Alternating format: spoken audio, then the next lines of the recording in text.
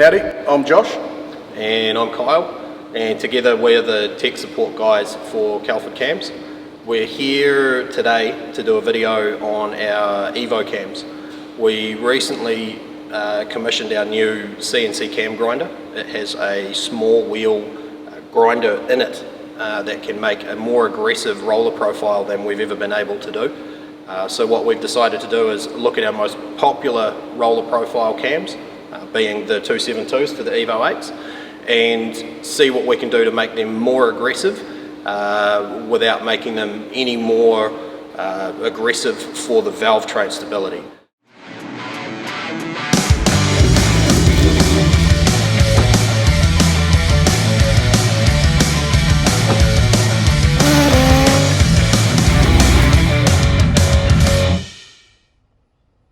So we've got here our test car, 2003 Evo 8, stock 2-litre car as far as the engine's concerned. It's been daily driven and will be a really good test bed for us to compare our 272s that are currently fitted to the car to our development cams and prototype cams that we're hoping to see some good gains for on the dyno.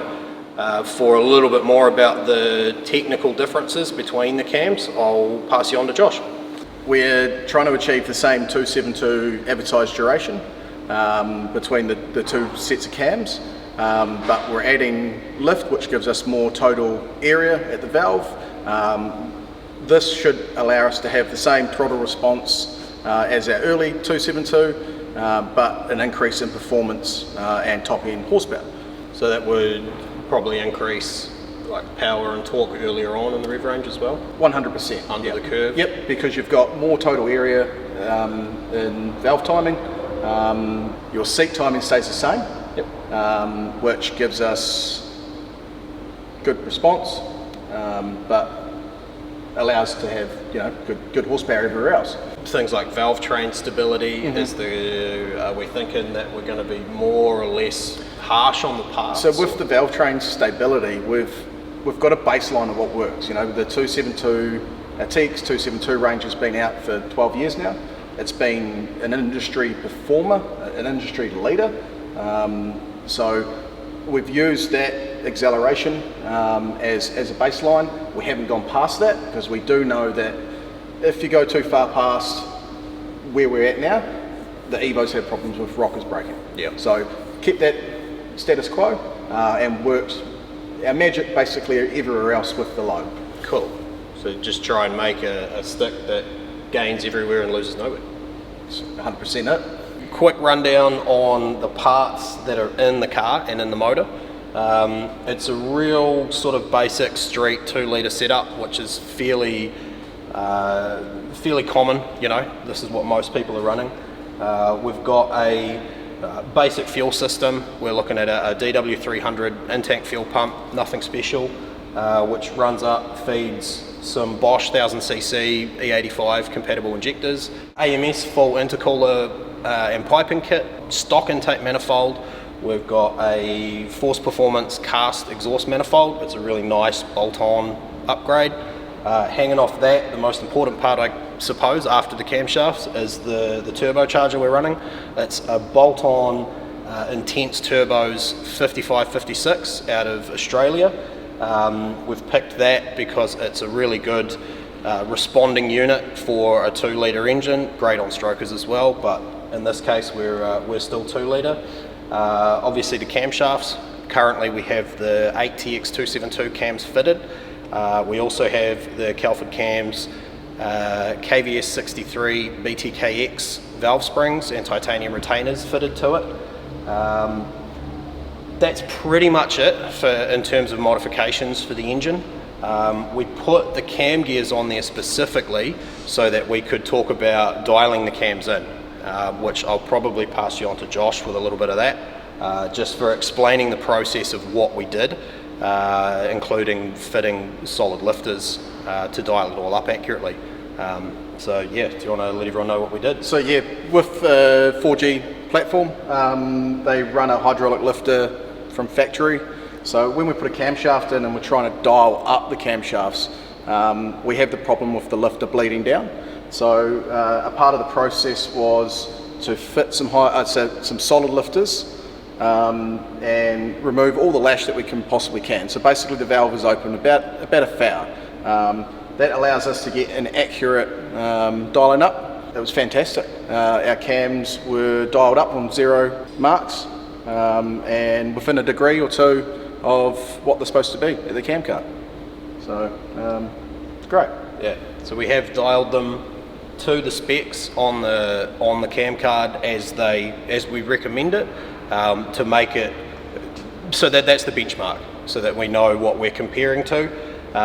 We've done measuring of the camshafts that we're going to fit, so we know based on where the engine is set up right now where it will go when we fit the prototype camshafts. We'll know where they're set up, and a big part of the testing too is while we're on the dyno, we'll be moving the vernier gears around to optimize the valve timing for the different cam sets that we're going to be putting in. What the settings that work for the 8TX272s in this setup may not be ideal for the prototype cams. It actually may want to be advanced or retarded on intake or exhaust. We'll find that out. See, this is the valve train. This is actually measured in the cylinder head. So we've taken the geometry, designed the profile, grounded onto the camshaft, and put the camshaft in the cylinder head and measured it with our measuring software. As you can see, the total timing is still the same, so 272, but we've increased our total area up here. Also a little bit above 50 thou down here, so it will equal being a great performance upgrade. So we've got a little bit to do. We will need to finish the car off. We've got a couple of days left, so yeah, we should probably get stuck into it at this point. Get moving, get it sorted. Yeah. Friday's dyno day, so we've got to get cracking. Yeah.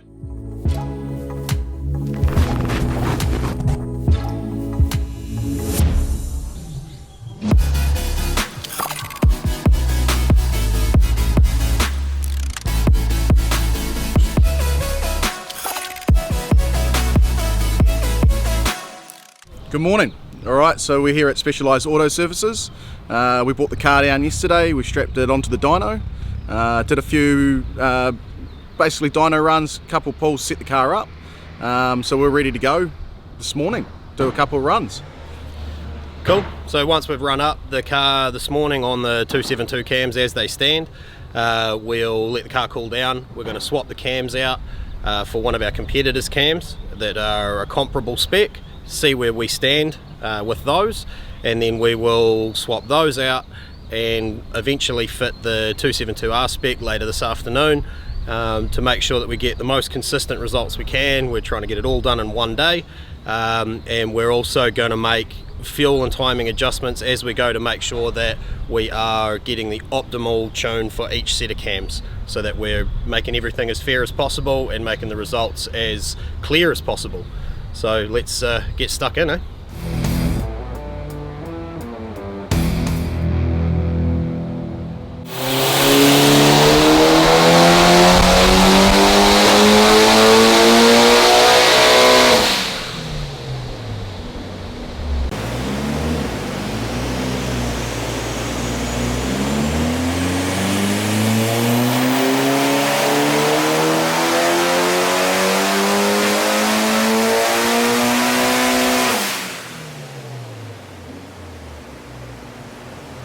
Alright, so first runs on the 272 cams are done. We've got a pretty happy 386 horsepower on 24 pounder boost. The car's actually on MPD 100 octane fuel, which has been really good. So the car's not limited. So we're able to achieve 8 degrees of timing. Car won't want any more timing. It's pretty happy there. So just having a quick look at the torque and power curves that we've managed to get. We're coming up here just after 4,000 RPM. I'm thinking about 4,300. It clips up at about 470 Newton meters, holds fairly well, and then starts to drop away at about 6,000, which gives us this, quite nice power curve coming up to the peak of 386 at about 6,500 RPM.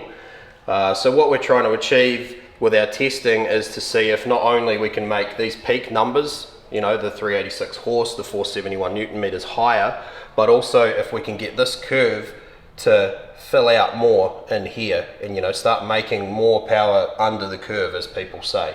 So we would expect to see the torque curve get a little higher and then hold a little longer, and if we can do it, possibly even get it to come in a little bit earlier as we start to muck around with the cam timing on the dyno. So the next step is to fit our competitors' cams and do some baseline running, see how we go.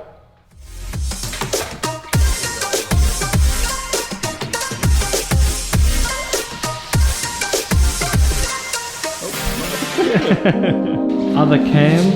The other cams, yeah. Alright, so we've just put the other cams in. Start up the car and do some runs, I suppose.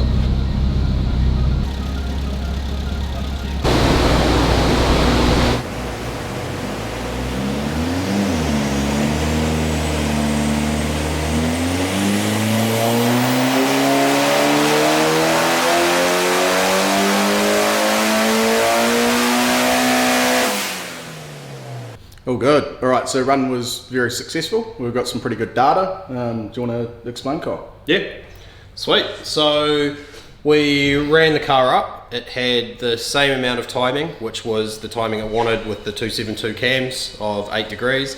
We kept the boost pressure the same at, it was around about 24 pound.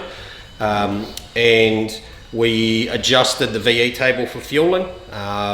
Just to make sure that we were giving the cams the best chance they had. We did notice quite a big change in VE for the competitors' cams.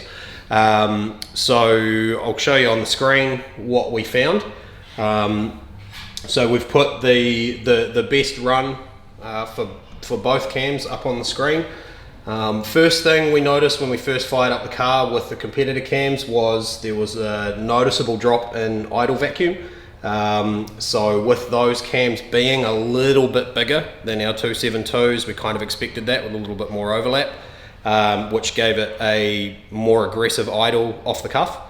And then what we've also seen is the other cams did actually give us a little bit of a torque increase earlier on in the run. So from 3000 RPM up to, you know, more or less where we had peak boost pressure coming in. They were a little bit ahead of the 272s, a bit more torque all the way up to there. And then as you can see here, the solid line is the competitor cam and the dotted line is our 272. Once we get up to where the turbo's at about peak boost, we're pretty much more torque all the way until it falls off at 7500.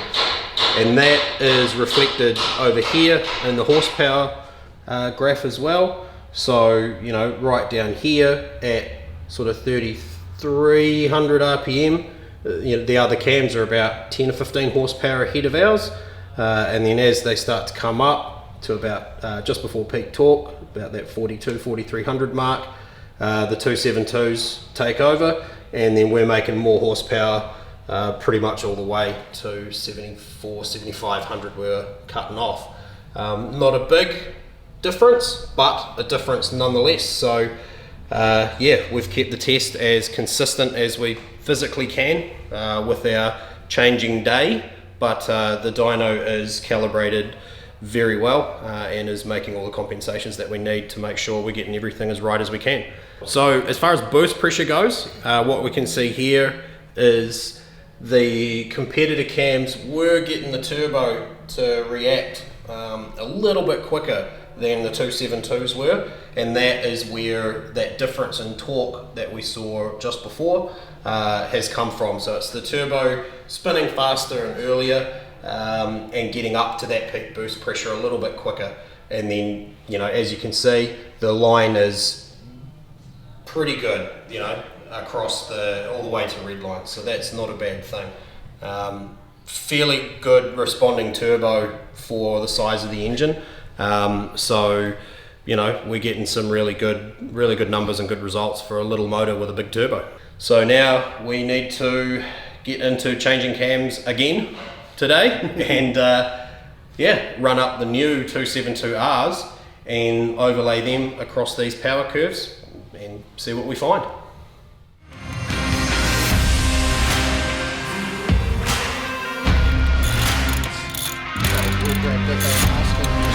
Just want to figure out.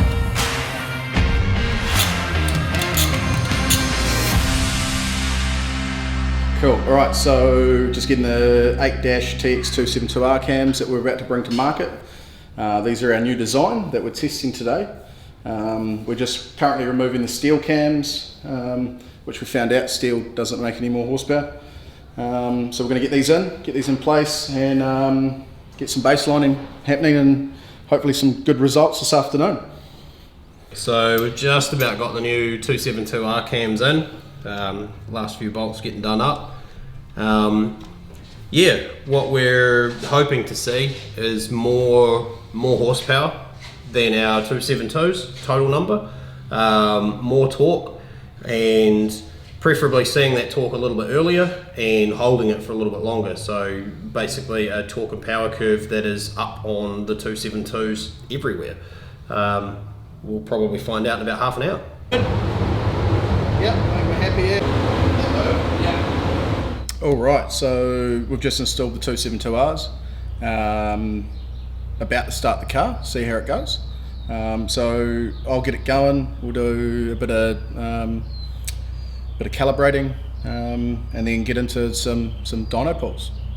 So stay tuned.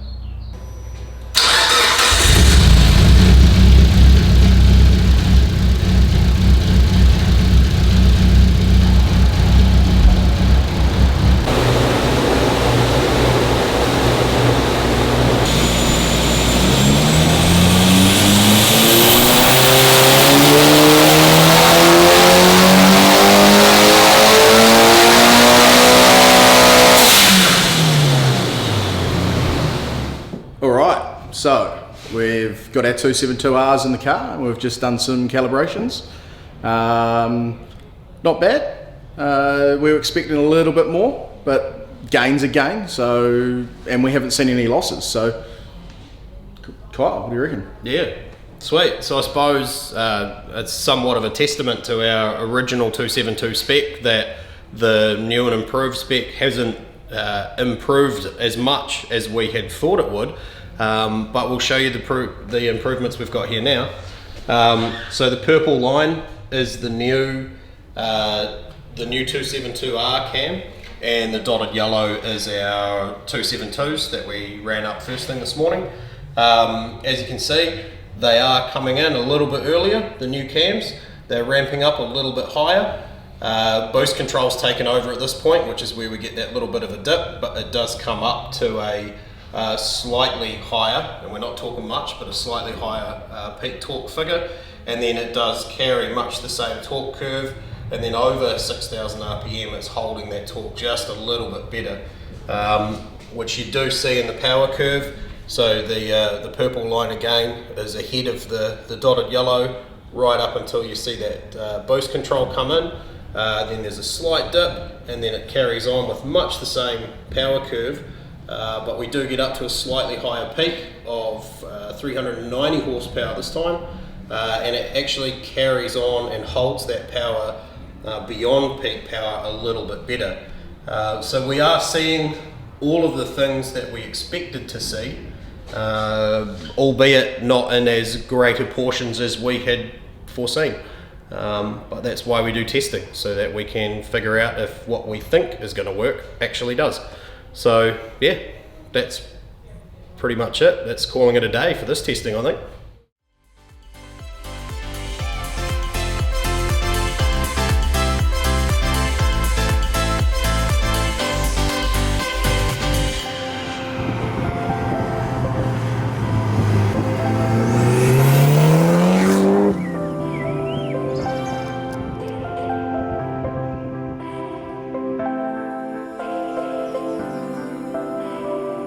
Cool, so we've had a week to sort of reflect and see how the car's performing after being on the dyno. It's resumed some of its daily duties. We've got the baby seat back in the back seat, and we've had the weekend out at the Fours and Rotors South Island Champs down in Timaru over the weekend. Car's performed really well. It's super responsive and carries power all the way to the red line really good, much like what we saw on the dyno graphs. With a little bit of talking and debriefing and losing sleep, Josh and I sort of thought about it a bit more, and what we think we've found is that all three of the cam sets that we've tested were probably a little bit too much camshaft for this particular engine and setup, which is why we maybe didn't see as bigger increases as we were hoping to see with the new cams. But what we're sort of thinking is that if you were a couple of hundred horsepower down the road, say more like a 600 horsepower engine build, that you would see all those gains that we got would be in greater proportions everywhere. Yeah, do you want to sort of elaborate a bit more on the mods that people would want? Yeah, for sure. So engines with like maybe a stroker kit, 2.2, 2.3 litre stroker would be pretty much ideal for this kind of cam package. Like Kyle was just saying, if the engine was making probably closer to the 600, 700 horsepower mark, these gains that we've seen are going to be quite a lot bigger up. That's really where a 272 cam is designed for that 600 or 550 to 650 kind of horsepower mark.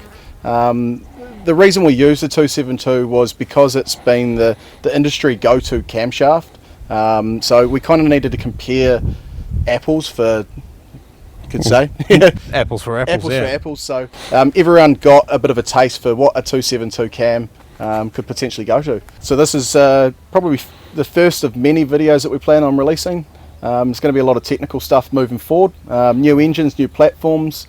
I'm sure the Evo is going to pop its head out again. It's a bit of a test pig for Kelford Cams. So if you guys like our stuff, make sure you like it.